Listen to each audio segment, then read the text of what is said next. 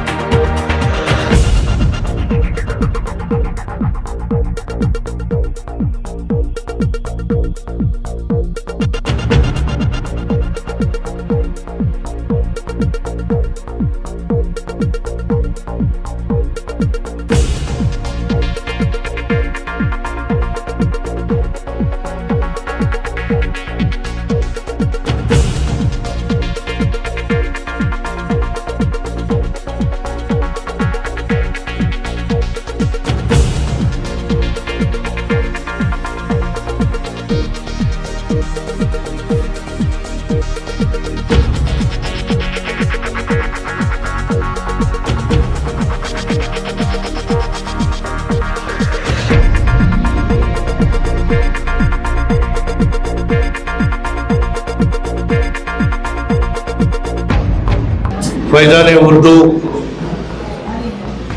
अंजुमन तरक्की उर्दू हिंद शाख मैसूर,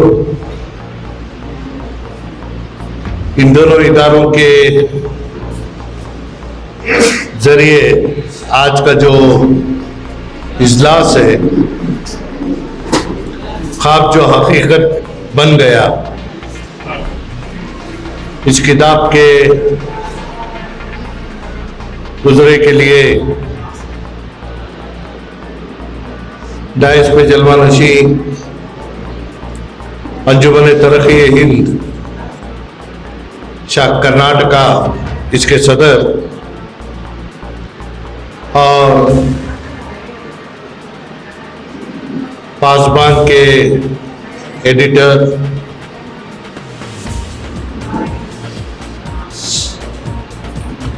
मेरे निहायती करीबी ताल्लुकात बुजुर्ग जनाब उबैदुल्लाह शरीफ साहब,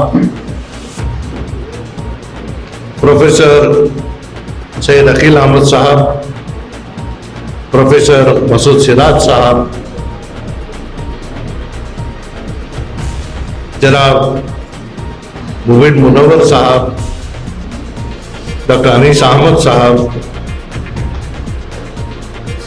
बुजुर्गों, दोस्तों, प्यारी माँ बहनों, आज जिस मकसद के साथ आप और हम यहाँ जमा हुए हैं, जिनका ख्वाब हकीकत बन गया और इंशाअल्लाह हफ्ते का दिन फिर एक सफर उनका तय है। उम्मीद है कि और एक सफरनामा हमारे सामने अनकरीब आने वाला है। तो सबसे पहले मैं जनाबा मोमिना मुख्तार साहिबा को मैं दिली मुबारकबाद पेश करता हूँ।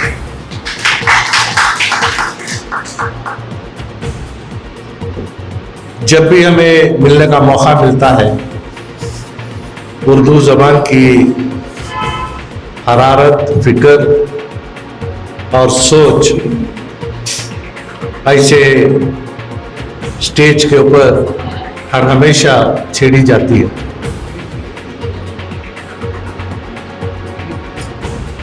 सदर की तकरीर ये बड़ी आसान एक तरकीब है कि जितने लोग जो कहें उसको फिर से आपके सामने दोहराना पड़ता है। और यह बात भी सच है कि बहुत सारे लोगों का ये कहना है और ये हमारे सामने हकीकत भी है कि खानदान में सबसे छोटा नहीं होना जुर्म है, और इसी तरीके से किसी इजलास के सदारत को सौंपना भी एक जुर्म के ना सजा से कम नहीं है। तो इस वजह से जनाब प्रोफेसर डॉक्टर अखिल अहमद साहब ने एक ऐसे तरंग को छेड़ा है। ये ऐसी बात नहीं कि इस फिक्र को लेकर शहर मैसूर में बहुत सारे ऐसे तालीम याफ्ता हैं और फिक्र के साथ मेरे साथ जुड़कर भी काम कर रहे हैं, जिसमें डॉक्टर अखिल अहमद साहब भी हैं। उनके इन मशवरों को लेकर जिस तरीके से जो चीज़ बेहतर की जा सकती है इसकी कोशिश भी हम कर रहे हैं। डॉक्टर अखिल अहमद साहब ने आप तमाम के सामने न्यू एजुकेशन पॉलिसी की बात भी रखी। एक तरक्की याफ्ता मुल्क या हमेशा कहा जाता है कि ना जब तक है ना हमें अपने आप में सुधार लाना नहीं चाहते तो अल्लाह की मदद भी हमारे साथ नहीं रहेगी। शायराना अंदाज में बहुत सारे शायर कह सकते हैं, मुझे वो कहने में थोड़ी दिक्कत भी होती है, लेकिन ये अल्लाह का लाख लाख शुक्र एहसान है कि बावजूद 2014 से अब तक मुसलसल 11 साल तीसरी मर्तबा मरकज में बीजेपी की हुकूमत आई है। 2016 और 18 के दरमियान मुझे रियासत में वज़ीर तालीम के हिस्से से खिदमत अंजाम करने का मौका मिला। उसी दौरान न्यू एजुकेशन पॉलिसी हमारे सामने बन रही थी। मेरे डिपार्टमेंट के जितने ऑफिसर्स थे, जिसमें हमारे सेक्रेटरी अजय शेख थे, सर्व शिक्षण अभियान के प्रोजेक्ट डायरेक्टर जनाब जाफर साहब थे, मेरे साथ बहुत सारे ऑफिसर्स जिसमें सीपीआई के हैसियत से, कमिश्नर पब्लिक इंस्ट्रक्शन के हैसियत से सौजन्या थी। उसके बाद हमारे साथ शिका रही जो आईएएस ऑफिसर है। इन तमाम को लेकर मेरे जो तालमेल उनके साथ थे, ये बड़े इत्मीनान से मैं ये बात कह सकता हूं कि बावजूद कि बीजेपी हुकूमत मरकज में थी, लगभग 60% न्यू एजुकेशन पॉलिसी का हिस्सा रियासत कर्नाटक से हमने दिया था। जैसा आपने बताया कि 3 साल और 6 साल का जो सिलसिला है, ये हिंदुस्तान के आज़ादी के 75 साल में हमारे दस्तूर आइन में तालीम की अहमियत को लेकर फ्री एंड कंपलसरी एजुकेशन, इसमें यह कहा गया है कि 6 to 14 ईयर्स का है। 6 साल से नीचे का जो तालीमी एतबार से जो सिलसिला है, इसे दस्तूर आइन में कहीं इसका जिक्र नहीं है। जब मुझे वज़ीर तालीम के हैसियत से खिदमत करने का मौका मिला तो इस बात को मैंने छेड़ा हुकूमत के सामने कि उसी दौरान हमारे सामने बहुत सारे किंडरगार्टन स्कूल्स जो किड्स जी या दूसरे से नामों से जो शुरू हुआ, या बेबी सिटिंग, किंडरगार्टन, मुख्तलिफ नामों से हमारे सामने जो कुछ भी आया, मुल्क हिंदुस्तान के रियासतों में कर्नाटक एक वाहिद रियासत है जहां पैदा हुआ बच्चा, वहां से 3 साल के लिए एक कानून हमने बनाया 3 साल से 6 साल का कानून एक बनाया और 6 साल के बाद मुसलसल तालीमी कानून को है ना आगे बढ़ाने का काम किया है। क्योंकि बच्चों के ऊपर जिस तरीके का एक तरफ बच्चों के साथ जो ज्यादती हो रही थी, खासतौर से सेक्सुअल अब्यूज छोटे बच्चों के साथ, इन चीजों के मद्देनजर हमने कहा कि है ना किसी भी एतबार से अगर कोई उसे किसी शक्ल से स्कूल के शक्ल में या क्रश के शक्ल में या बेबी सिटिंग के शक्ल में जो भी चीज शुरू करे उसको परमिशन लेना लाजमी है। बहुत सारे यहाँ हमारे पास असातिज़ा है और उनको है ना एजुकेशन डिपार्टमेंट के कानून से वो भी वाकिफ है।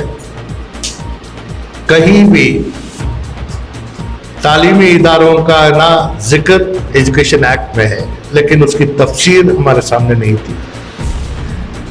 The definition what a school is, what a classroom is, ये कहीं भी है ना डिस्क्राइब किया गया नहीं था। तो हमने इसको कहा कि है ना प्राइमरी एजुकेशन के लिए कितनी जगह होनी चाहिए,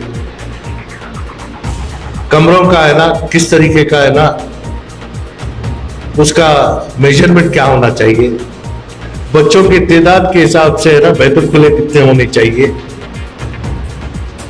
एयर एंड वेंटिलेशन के लिए किस तरीके का निजाम होना चाहिए, और बच्चों की तादाद जितनी भी हो हर तालीमी इदारा फायर सेफ्टी को मद्देनजर रखकर काम करे। बिल्डिंग की स्टेबिलिटी सर्टिफिकेट, इन तमाम चीजों को लाने का मकसद यह था कि तालीमी इदारा शुरू करने वाला इन चीजों से वाकिफ हो और है ना बेहतर से बेहतर इंतजाम कर दे। और यहां तक के कार गैरेज में, छोटे कमरे में या कहीं भी है ना स्कूल शुरू करने का परमिशन मिल जाता था। तो इसको हम डिफाइन करने के बाद, चाहे अगर वो बेबी सिटिंग है या है ना 3 साल से नीचे के बच्चों को अगर, क्योंकि दोनों वालिदैन आज काम करने के आदी बन गए, तो इस वजह से बच्चों की निगरानी और उनकी है ना परवरिश का सिलसिला जो है ऐसे इदारे करते हैं, तो उनके लिए कोई पाबंदी हमारे सामने आज तक नहीं थी कानून तौर से। उसको कानून के दायरे में लाकर 1 स्क्वायर किलोमीटर पर चाइल्ड इतनी जगह हो तो है ना उस हिसाब से ना बच्चों को ले सकते हैं। यहां तक है कि अपार्टमेंट्स में जहां 100 अपार्टमेंट है, 80 अपार्टमेंट है, तो वहां पे एक ऐसा इदारा खोल लेते तो एक बच्चे के लिए 8 से 10 हजार की फीस हर माह आज भी ले रहे हैं, लेकिन उनको कोई परमिशन नहीं था। तो इन तमाम चीजों को हमने है ना कानूनी दायरे में लाया और साल 2016 में मैं वजीर तालीम बना। 2017 से primary education in government school उस साल से मैंने शुरू किया। तो इन तमाम चीजें जो है तालीम को है ना और बेहतर बनाने की कोशिश मैंने जो की थी, आज उसी चीज को न्यू एजुकेशन पॉलिसी के तौर पर हमने है ना पूरे मुल्क में लाने की कोशिश की है। जब भी सवाल हमारे सामने आता है कि तालीम को किस तरीके से हम लें, इसे सुप्रीम कोर्ट ने एक हिस्टोरिकल जजमेंट दिया है कि choice of the institution, choice of the school and choice of the instruction, medium of instruction purely lies with the parents, nobody can force. ये एक तरफ। हाल ही में हमारे सामने एक हिस्टोरिकल जजमेंट हमारे सामने आया कि उर्दू जबान ये मुसलमानों की जबान नहीं है, ये हिंदुस्तान में पैदा हुई जबान है। ये दोनों चीजें हमारे सामने हैं। तीसरी बात यह है, जब हम इसको कहते हैं कि ना उर्दू हमारी मादरी जबान है और ये चीज को भी हम मानते हैं कि माँ की गोद जो है वो पहला मख्तब है, तो जबान सिखाने की जिम्मेदारी किसकी है? ये सवाल हमारे सामने है। चौथा सवाल ये है कि हमारे बच्चों को है ना उनका मुस्तकबिल किस तरीके से हम बनाएं। ज़बान उर्दू में उबैदुल्लाह शरीफ साहब ने कहा कि उर्दू का जन्म लखनऊ में हुआ, लेकिन हम जाने के बाद वहाँ कहीं भी उर्दू नजर नहीं आई। आज हमारे बच्चे अगर उर्दू स्कूल में तालीम हासिल करते हैं, उर्दू मीडियम में, क्योंकि I appreciate doctor Akhil Ahmad, उनके तकरीर के दौरान the choice of word was very clear. Urdu as a language, Urdu as a literature, Urdu as a culture. Nowhere he emphasized the need of Urdu as a medium of instruction except in the last few sentences. Urdu as a language I appreciate. जन्म की आदत जनाजे तक नहीं जाती, ये मोहरा जो है ये हकीकत है। जो चीज बचपन में सिखाया जाता है वो बच्चा है ना अपने जिंदगी भर उसको है ना साथ लेके चलता है। जबान उर्दू को है ना किस तरीके से हम उसकी तरक्की करना है, बच्चों में किस तरीके से उसको अमल में लाना है, ये हमारे ऊपर है। लेकिन बच्चों का मुस्तकबिल, एक जमाना हमारे यहाँ 4700 उर्दू स्कूल थे, रियासत कर्नाटक में 4700 उर्दू स्कूल थे, जो आज घटकर सिर्फ 2226 है। Correct me if I am wrong. 4700 Urdu school के अवज में सिर्फ 123 हाई स्कूल, 123 हाई स्कूल के अवज में सिर्फ एक पीयू कॉलेज उर्दू मीडियम में है। और इनका भी हाल ऐसा है कि उर्दू पीयू कॉलेज होने के बावजूद वहां दाखिला लेने के लिए कोई नहीं आता। मुझे इस बात की फिक्र भी थी और इस चीज को छेड़ना मुनासिब भी नहीं समझा, इसीलिए आज से मैंने मौलाना आजाद स्कूल 6वीं जमात से अंग्रेजी में शुरू किया, और जहां मैंने ये कहा कि फर्स्ट लैंग्वेज उर्दू रहेगा। अगर बच्चा कन्नड़ा लेना चाहता है तो फर्स्ट लैंग्वेज कन्नड़ा भी दे सकते हैं। लेकिन अफसोस इस बात का है कि मैं मेरे वजारत से बाहर आने के बाद, हुकूमत बदलने के बाद, मौलाना आजाद स्कूल में फर्स्ट लैंग्वेज उर्दू को निकाला गया है।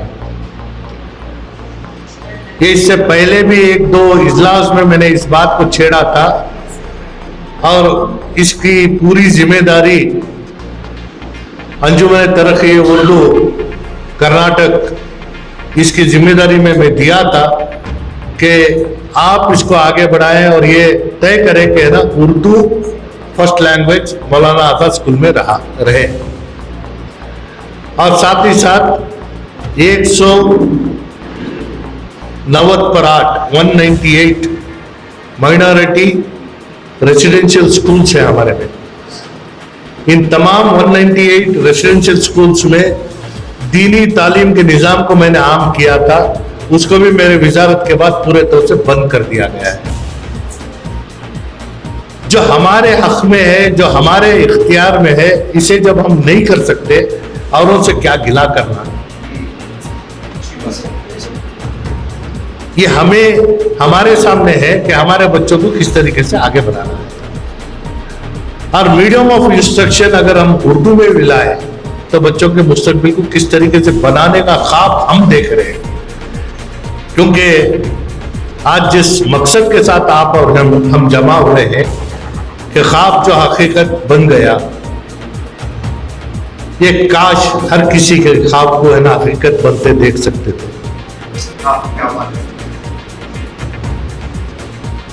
हर किसी के दिल में ये तमन्ना है, ख्वाहिश है, हर किसी का ये ख्वाब है, लेकिन हमारे ख्वाब की तामीर होते हुए हमने देखा नहीं। तो इस लिहाज से ऐसे माहौल में जहाँ एक तरफ किताब के गुजरे के मौके पर मोहतरमा मोमिना मुख्तार अपनी खुशी जाहिर कर रही है, उनको मुबारक देने के लिए बहुत सारे उनके चाहने वाले आए हैं। तो इसी जगह में इस संजीदगी के साथ इस बात को यहाँ छेड़ना मैं समझता हूँ कि हमें कोई हल नहीं मिलेगा। इस लिहाज से जनाब उबैदुल्लाह शरीफ साहब मैंने ये कहा कि है ना, उर्दू स्कूलों की हालात रियासत में क्या है, उसका हल किस तरीके से ढूंढना है, हुकूमत के सामने हमारा सवाल क्या होगा, इसके बारे में शहर मैसूर में एक विशिष्ट तय करने की उन्होंने भी बात की है। प्रोफेसर अखिल अहमद साहब ने कहा कि इसके लिए अगर अलहदा से एक प्लेटफॉर्म हम तैयार करें तो वहां पे ना इसके ऊपर बहस कर सकते हैं। लेकिन ये बात सच है कि अहदे में कोई और है। जिस तरीके से हम कहते हैं कि तू चाहत किसी और की है, तुझे चाहता कोई और है, तो इसी तरीके से अहदे में कोई और है, उम्मीद किसी और से लगाते हैं। क्या करें? अब यहाँ आए बहुत हो छोना सो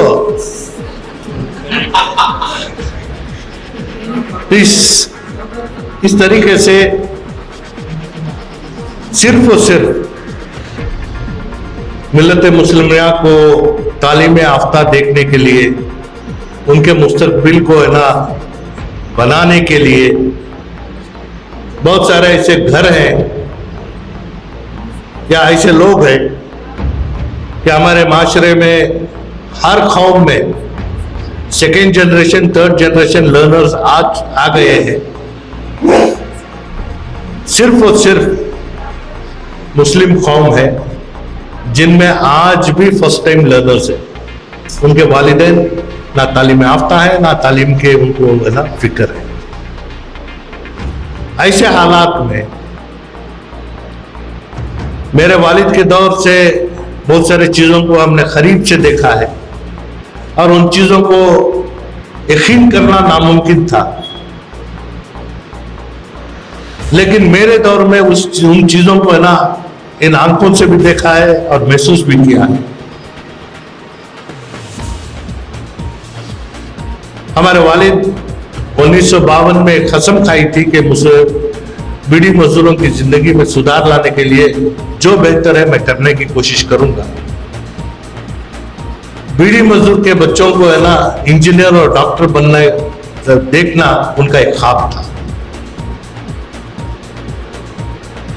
बीड़ी मजदूरों के घराने से जो बच्चा तालीम याफ्ता और अच्छा जहन का था, उसको है ना बीड़ी मजदूर एसोसिएशन से पैसा खर्च कर उसे इंजीनियर बनाया। और वो दौर ऐसा था कि है ना अगर एक छोटी चीटी में भी लिख कर देते तो गवर्नमेंट की नौकरी मिल जाती थी। तो ऐसे दौर में उसे पीडब्ल्यूडी में नौकरी भी मिली। वही काम करने के दौरान उसका इश्क का सिलसिला शुरू हुआ। केएस ऑफिसर के बेटी के साथ उसका निकाह हुआ। बीड़ी मजदूर के बच्चे को केएस ऑफिसर के बेटी के साथ निकाह होता है। दोनों एक ही डिपार्टमेंट में काम करते रहते हैं। गवर्नमेंट ऑफ कर्नाटका से ट्रेनिंग के लिए उनको है ना बाहरी मुल्क को है ना भेजा जाता है।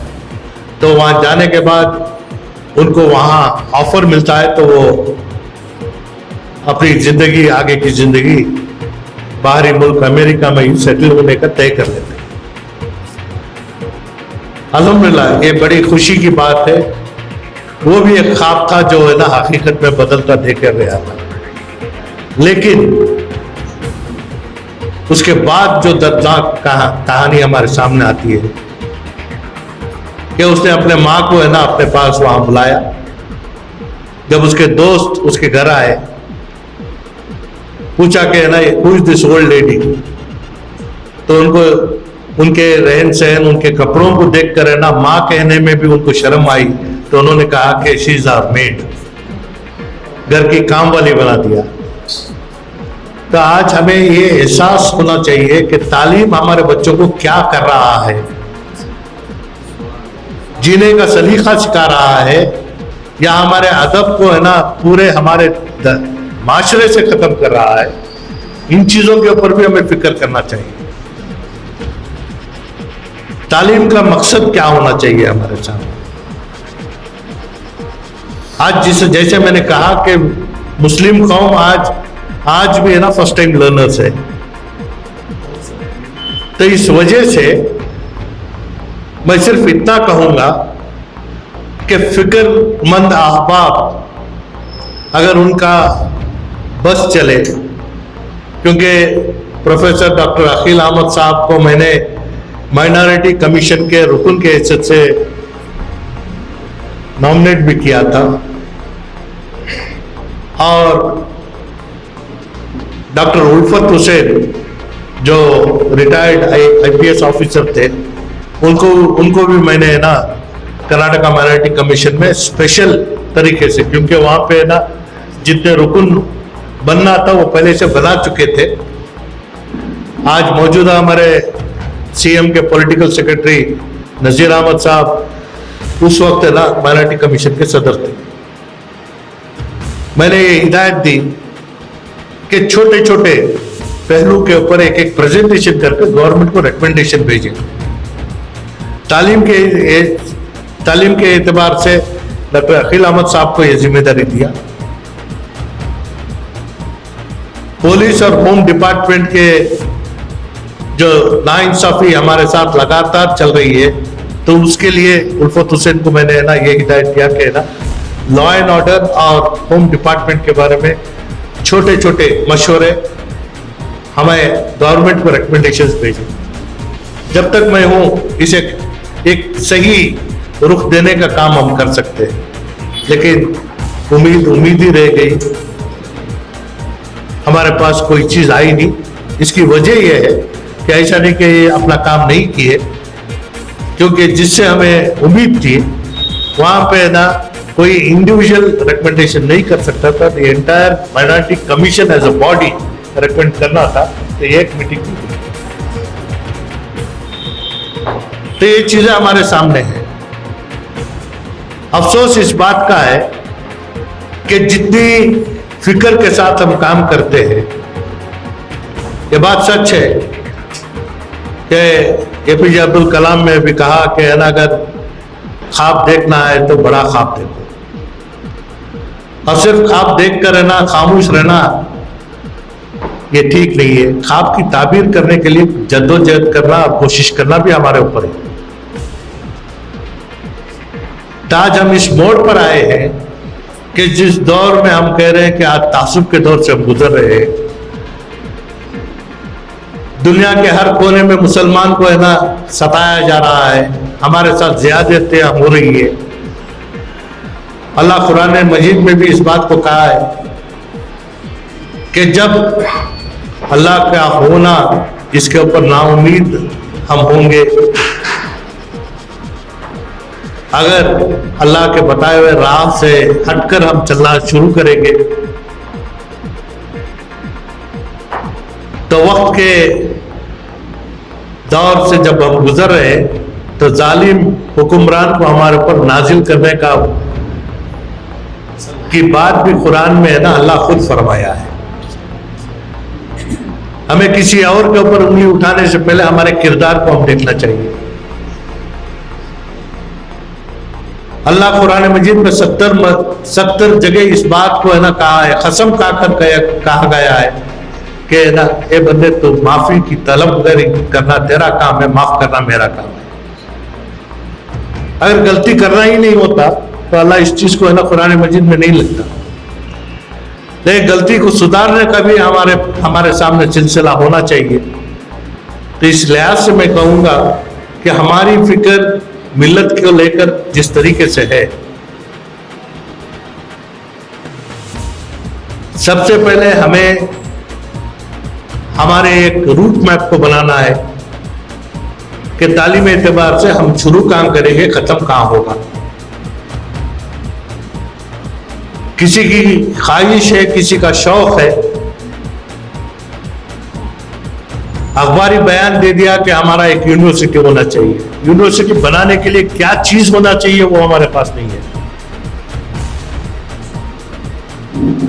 ऐसे बहुत सारे पहलू हैं।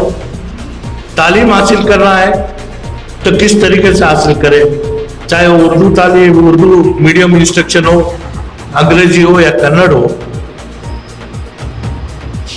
हमारे बच्चे गवर्नमेंट स्कूल जाए, प्राइवेट स्कूल जाए या ग्रेजुएट स्कूल जाए,